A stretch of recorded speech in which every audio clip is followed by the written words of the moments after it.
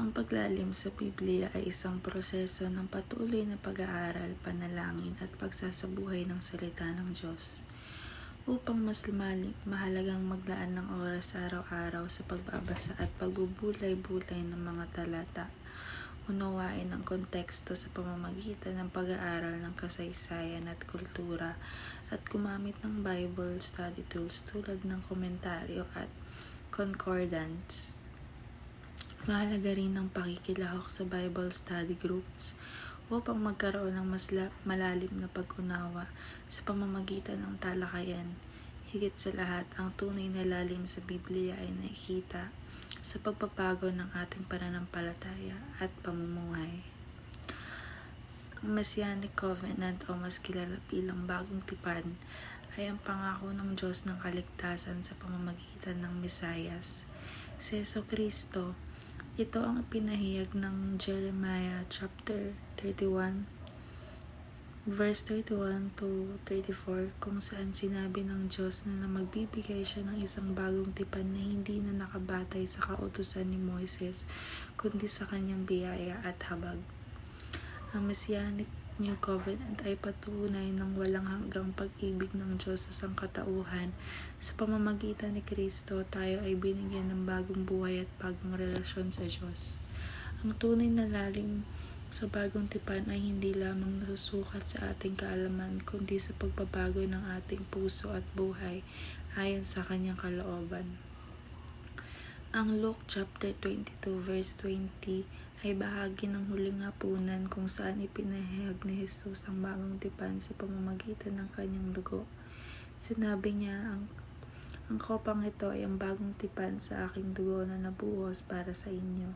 Pinakita nito na ang kanyang dugo ang magiging sakripisyo para sa kasalanan ng sanlibutan. Kaya't hindi na kailangan ng lumang sistema ng paghahantog sa pamamagitan ng kanyang kamatayan at muling pagkabuhay. Ang tao ay maliligtas sa pagsunod sa kautusan, kundi sa pananampalataya kay Kristo at kanyang pagtubos.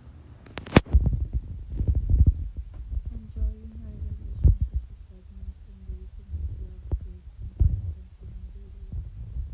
It is not just about following rules first, but experiencing the joy, peace, and fulfillment that comes from moving closely with Him through prayer, worship, and studying His Word.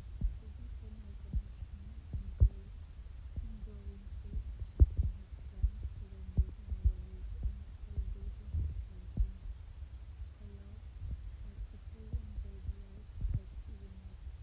Relationship with God is meant to be a source of strength and joy, reminding us that we are never alone and always loved.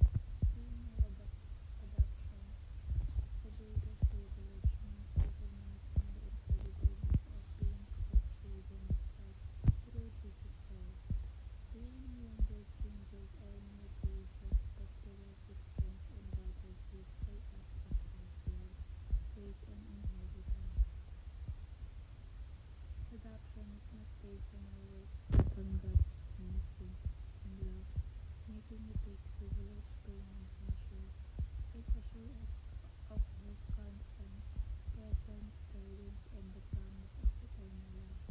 Embracing this truth and renewing our identity, giving us confidence, purpose, and the joy of belonging to His family forever.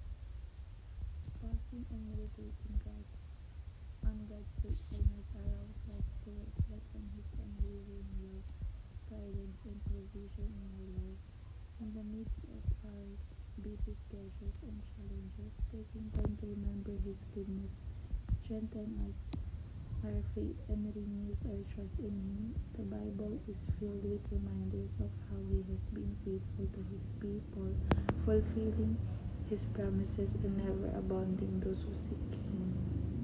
When we stop to acknowledge His past faithfulness, we gain confidence that He will continue to